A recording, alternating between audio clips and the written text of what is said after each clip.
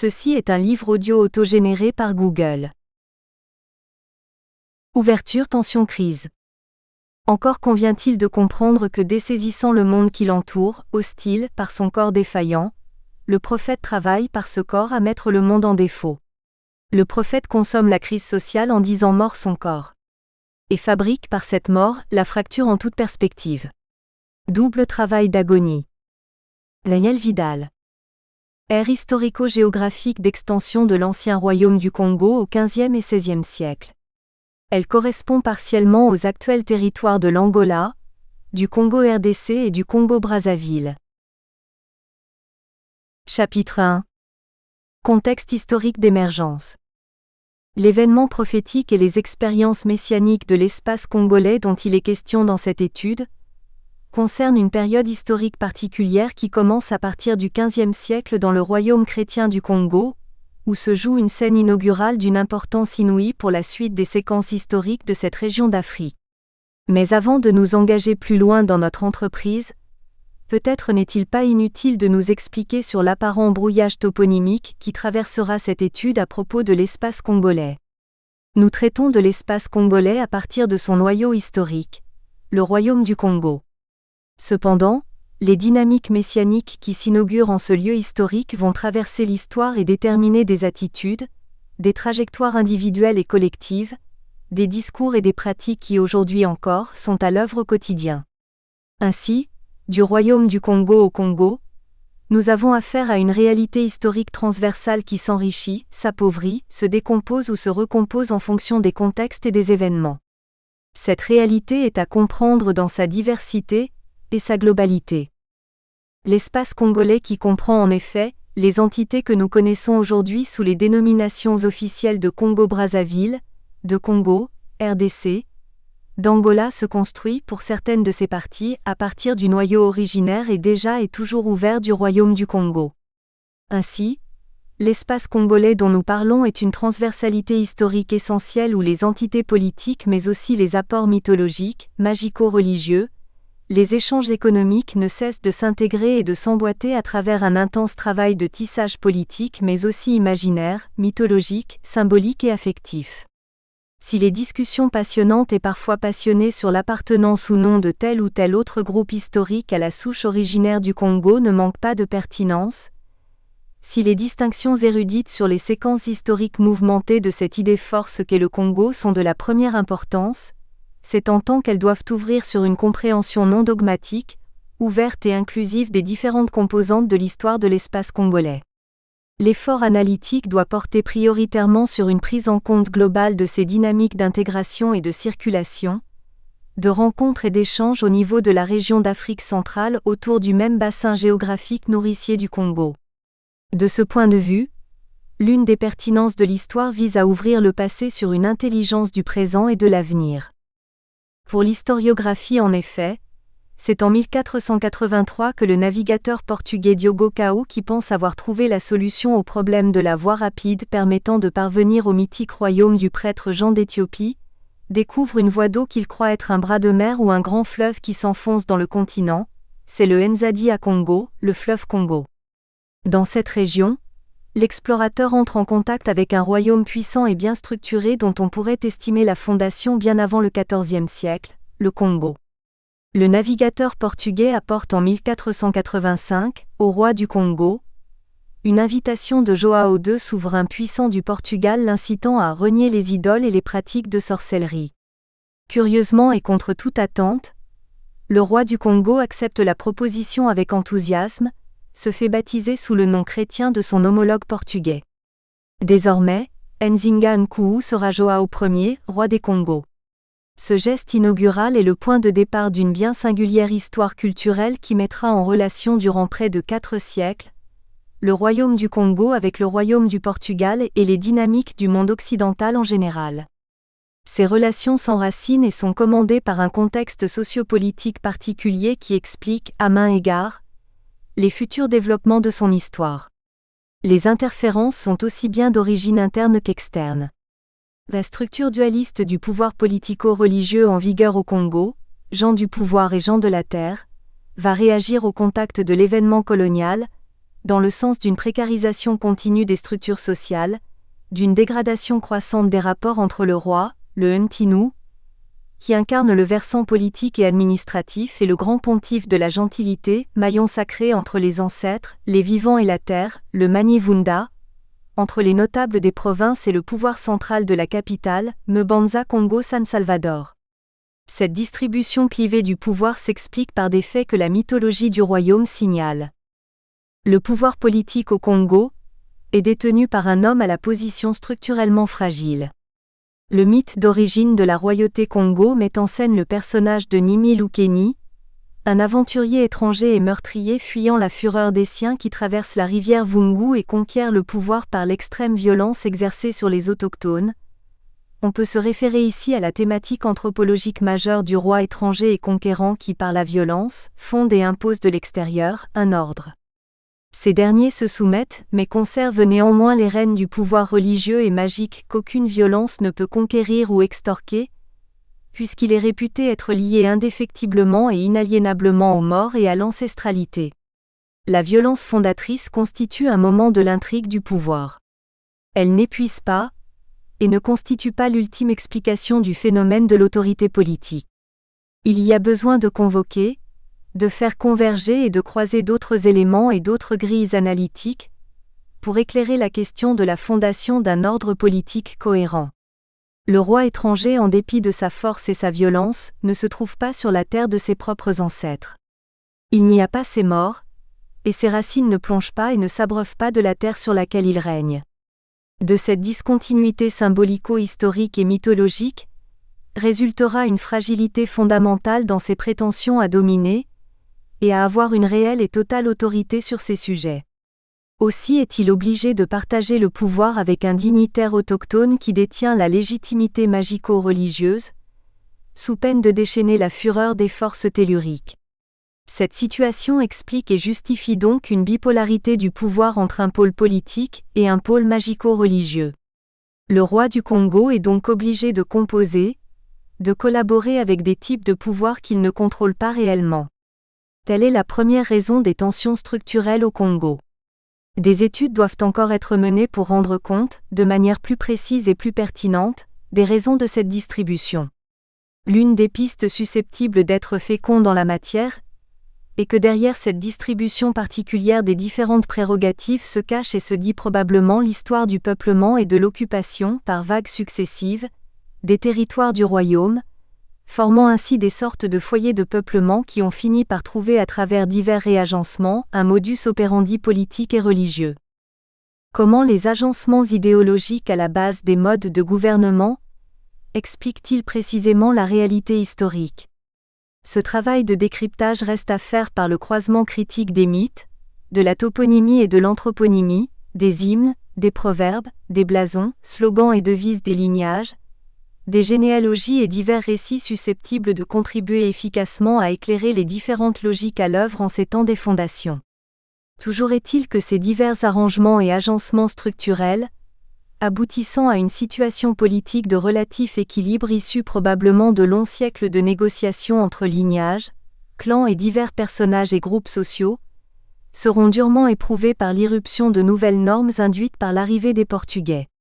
Les rois voudront capitaliser le pouvoir en instrumentalisant symboliquement et politiquement la donne religieuse et magique représentée par le christianisme. L'hypothèse selon laquelle cette situation particulière expliquerait très probablement l'adhésion sans réserve des souverains congolais au christianisme, ainsi qu'aux données culturelles nouvelles qui lui sont connexes apportées par les Portugais, est recevable. Cependant, d'autres mots précariseront l'ensemble des équilibres structurels fragiles qui caractérisent le gouvernement au Congo.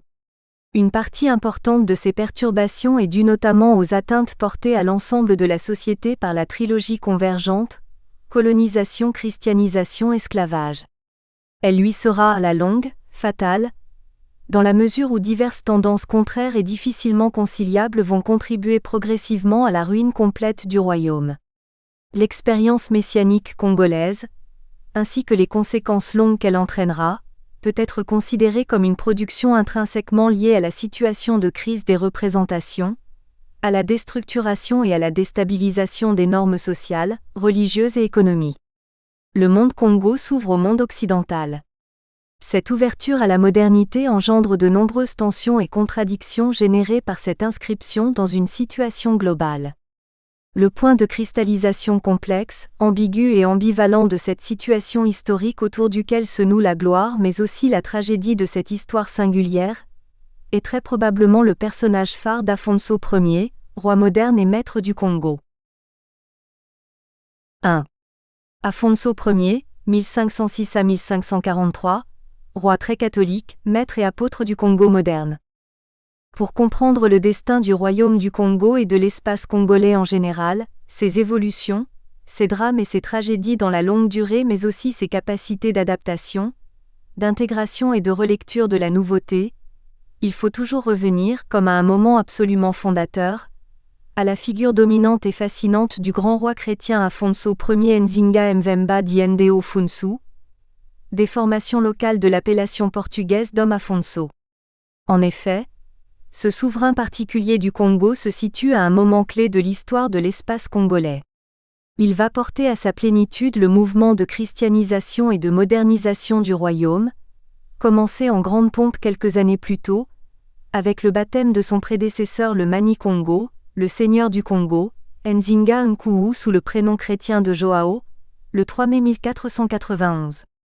Non seulement les projets et les attentes du grand roi Afonso Ier ne se réaliseront jamais, mais encore ils seront l'une des causes principales de l'affaiblissement et in fine de la dislocation totale du royaume. Mais peut-être que les stratégies liées à l'affirmation des ambitions personnelles ont dans son cas, rencontré l'histoire, minant et précarisant par là même, le destin global du royaume. Représentation du roi du Congo, Nzinga Nkuwu, plus 1506. C'est sous son règne que s'inaugurent les relations avec le Portugal. Il se convertit au christianisme sous le nom chrétien de Joao Ier. En effet, c'est par un véritable coup d'État, selon le mot de Kai Kabwita, qu'en l'an 1506, Ndeo Funsu accède au trône de Mbanza Congo. À la mort de Dom Joao Ier, Nzinga Nkuwu, le système électif traditionnel aurait dû porter en principe son frère Mpanzu Nzinga Kintima au trône de San Salvador. Pour comprendre ce retournement, il faut revenir sur les modalités d'accession au trône dans le royaume du Congo. La dévolution du pouvoir au Congo n'est pas véritablement héréditaire. Après consultation et consensus de l'Assemblée des notables et notamment des trois grands électeurs, les Mani Mbata, Vunda et Soyo, le roi est nommé. Compte tenu de ce système électif particulier et des diverses crises entraînées par les innovations liées à l'entrée en scène des Occidentaux, la fin du règne de Joao Ier Nzinga Nkuwu se caractérise par de vives contradictions et tensions avec le clergé portugais en poste à San Salvador. Le roi du Congo semble de plus en plus tergiversé quant à l'application intégrale des préceptes du christianisme catholique auquel il a, par son baptême, adhéré. Aussi, le parti des traditionalistes voudra-t-il reprendre l'initiative en élisant un partisan du retour à une orthodoxie traditionnelle. Ce choix politique, on peut s'en douter, ne rejoignait pas les intérêts et les visées stratégiques de l'Alliance occidentale composée de Portugais, de commerçants hollandais et français qui avaient tout intérêt à voir monter sur le trône de San Salvador, un souverain sinon modéré, du moins partisan de la collaboration avec les représentants des Européens. C'est ainsi que les Portugais du Congo intriguèrent et réussirent à imposer un candidat dont le profil correspondait mieux à leurs intérêts. C'est dans ce climat de farouche opposition que Nzinga Mvemba d'Homme Afonso Ier ou Ndeo Mfunsu, fils de Ndeo Nzwau conquit le trône par un coup d'État 1506, chambardant ainsi le système électif mis en place par la tradition, et qui avait porté au pouvoir son frère Mpanzu Nzinga Kintima, qu'il réussit à évincer grâce au soutien portugais. Cette entorse aux usages Congo en matière de succession est porteuse de plusieurs prémices intéressantes pour les uns, funestes pour les autres. Les conditions de ce véritable coup de force méritent d'être retracées pour nous remettre en esprit l'atmosphère de complot, de machination et de suspicion qui régneront au Congo après la mort de Nzinga Nkuwu Joao Ier. Ces événements méritent d'être pris comme des indices sérieux d'une atmosphère et d'une situation plus globale, d'autant que le rédacteur dominicain qui les rapporte peut difficilement passer pour un nationaliste congolais invétéré. Aspect du premier christianisme congolais, buste de Dom Manuel Antonio Nevunda. Ambassadeur du roi du Congo, mort à Rome en 1608. Une stèle, réalisée par F. Caporal, lui est consacrée dans le baptistère de la basilique Sainte-Marie-Majeure, Rome. Aux alentours de 1493, le roi Joao, irrité par les prêches l'enjoignant à ne garder qu'une seule femme, reprit de plus en plus souvent ses pratiques animistes d'autrefois, tout en conspirant avec son fils non chrétien, Mpanzu Kintima, pour s'opposer au christianisme. Celui-ci n'en continua cependant pas moins de se répandre dans Soyo et Nsundi, où les Mani conservèrent leur foi. Le roi mourut vers 1506. La reine Léonore dissimula sa mort jusqu'à ce que son fils Afonso pût venir de Nsundi et rentrer secrètement dans la capitale. Une fois arrivé, il rejoignit ses partisans et se recommandant du nom de Jésus et de l'apôtre Jacques, Santiago, triompha de son frère Mpanzu Kintima qui avait encerclé la ville avec sa vaste armée. C'est ainsi qu'il devint roi. Enfin parvenu à ses fins, Afonso Ier amorce une politique volontariste voire agressive, résolument tournée vers la modernisation rapide de l'ensemble du royaume.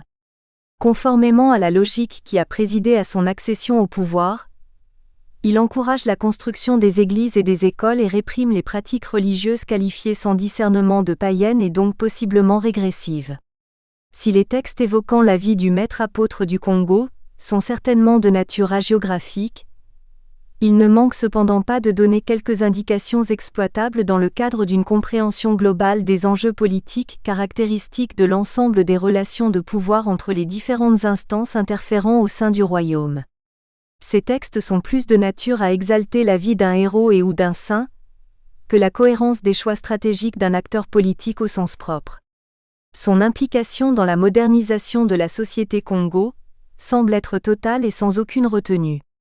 Dans son engagement, il n'épargne pas même sa personne, des heures consacrées à l'étude et à la dévotion personnelle.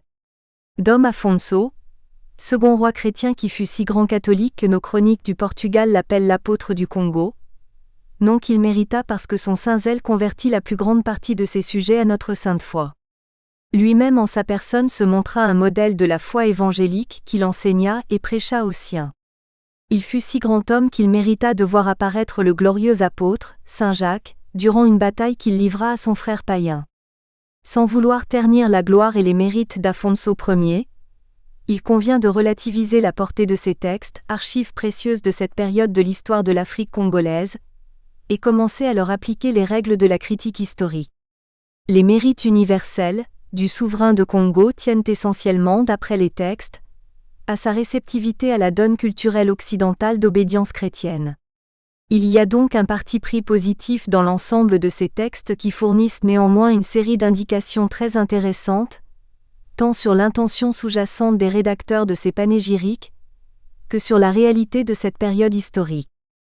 L'esprit du projet d'Afonso Ier, pour le Congo, semble consister pour l'essentiel en une volonté farouche de contrebalancer sans délai le poids politique du camp des traditionalistes afin de se bâtir, par un rééquilibrage des pouvoirs et des prestiges en sa faveur, une légitimité d'un type nouveau fondé sur le modernisme et la puissance de fascination de la nouveauté.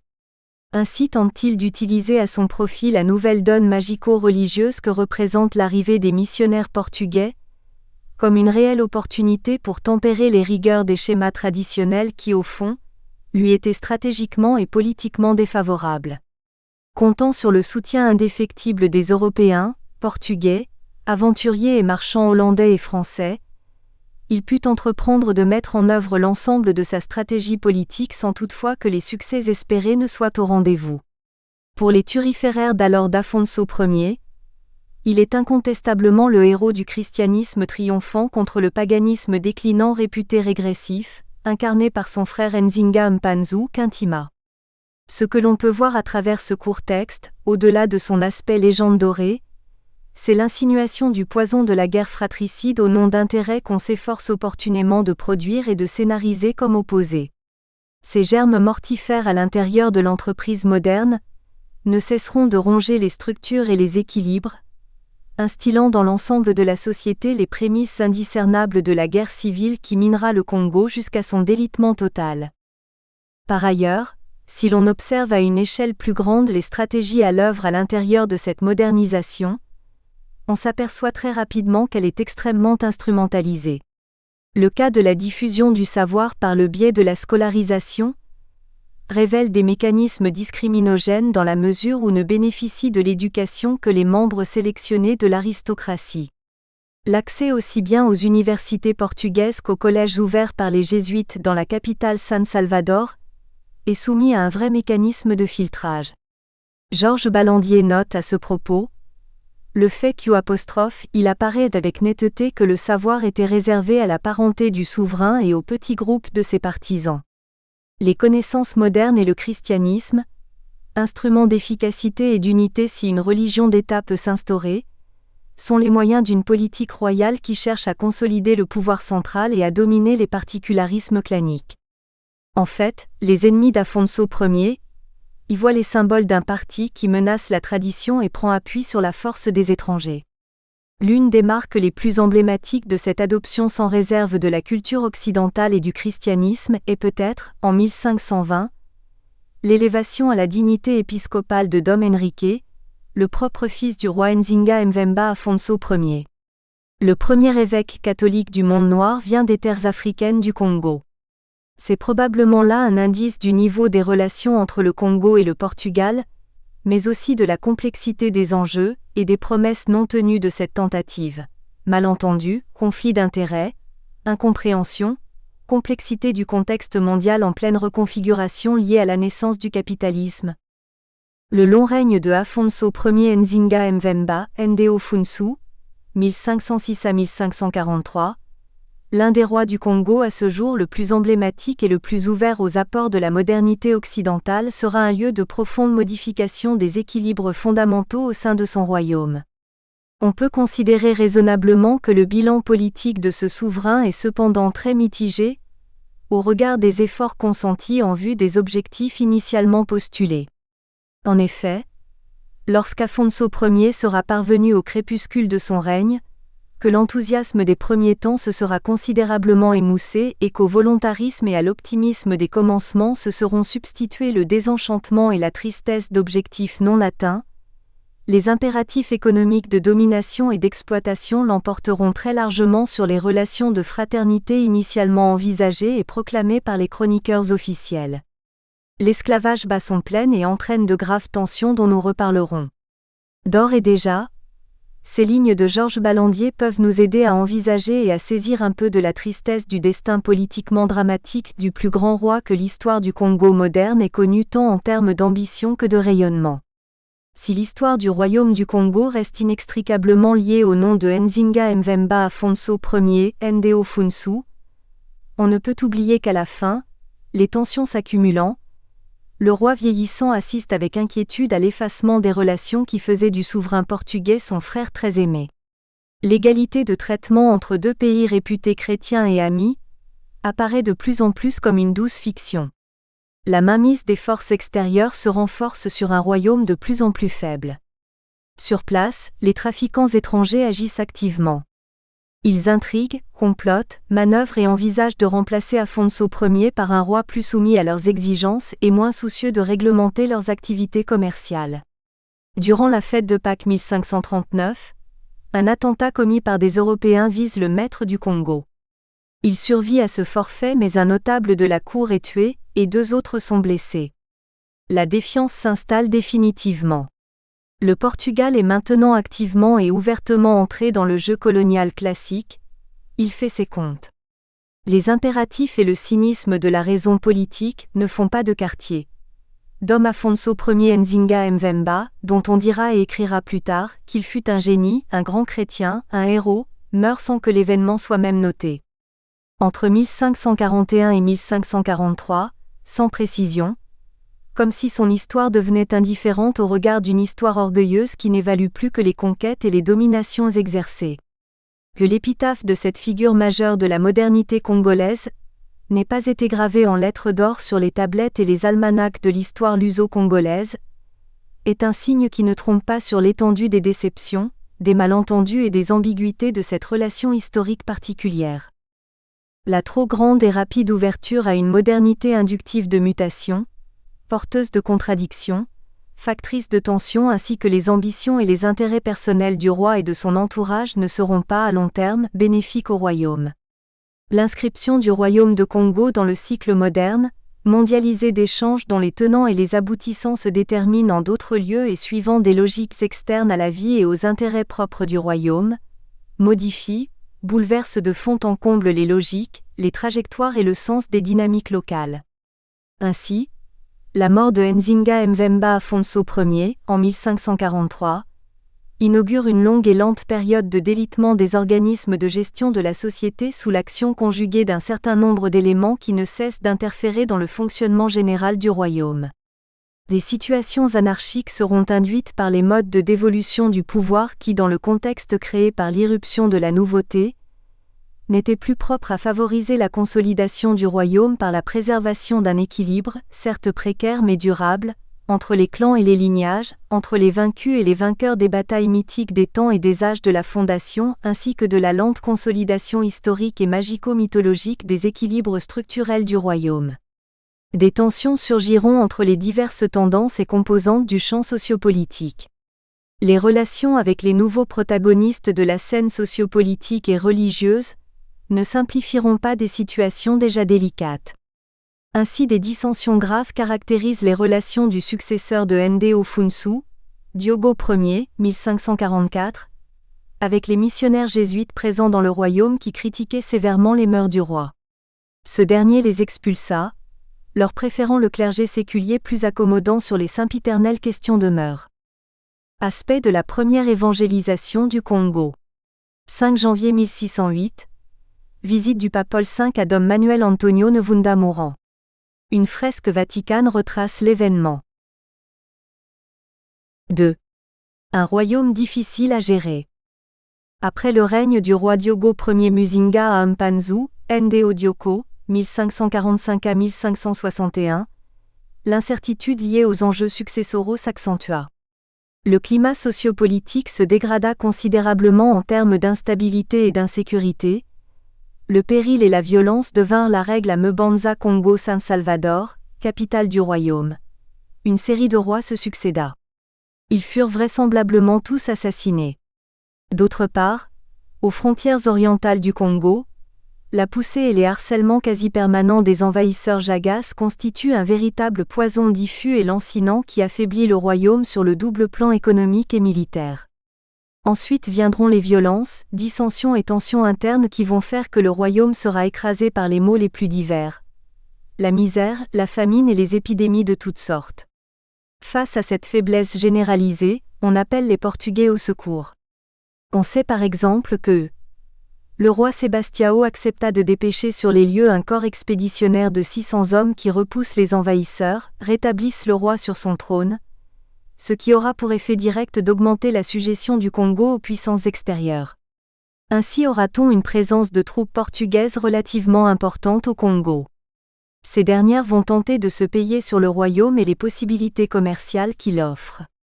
Ce qui aura pour effet d'augmenter les tensions avec d'autres protagonistes présents sur les lieux, à savoir les Hollandais impliqués fortement dans le trafic négrier. Sur le plan religieux, ne sont pas faciles à démêler les imbroglios qui mettent en tension dans la lutte pour une plus grande prépondérance les différents membres du clergé régulier, capucins, franciscains et jésuites, et le clergé séculier portugais et local, présent là, dans le cadre non... Nous espérons que vous avez apprécié cet aperçu. Pour continuer à écouter ce livre audio sur Google Play Livres, utilisez le lien dans la description de la vidéo.